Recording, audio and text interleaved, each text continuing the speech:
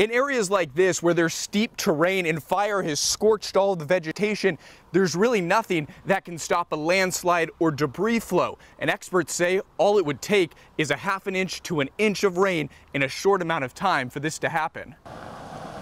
There are steep grades all over the Santa Cruz Mountains, extremely vulnerable to powerful landslides. Debris flows might be generated in steeper slopes. They can run out over the shallow area, the shallowly sloping areas in like the town of Boulder Creek, for example. Along the Highway 9 corridor and near watersheds in Bonnie Doon and Davenport provide some of the greatest risks. And those who live in those fire-affected areas want to know what they can do to protect their property. What to do with the burnt trees? Should they come out?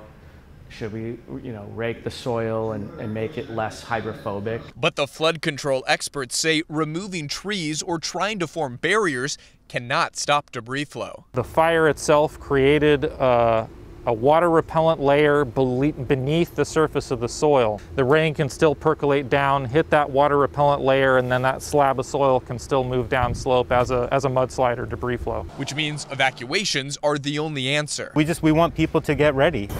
A sobering warning for Santa Cruz is the 2018 deadly mudslides that followed the Thomas Fire in Santa Barbara County, which is why the county's now created a detailed evacuation plan ahead of rain that could be only a month away. Where we can have safe areas to stage some of the emergency response vehicles. We're also looking at setting up shelter locations because when we evacuate these people, they're going to need to have some place to go. But it's a frustrating sign for people like Sean that tonight are still evacuated from their homes. It's pretty easy to send a reverse 911, just let people know about that, but I think it's more of being proactive versus we're putting in a plan to communicate you to bail your home.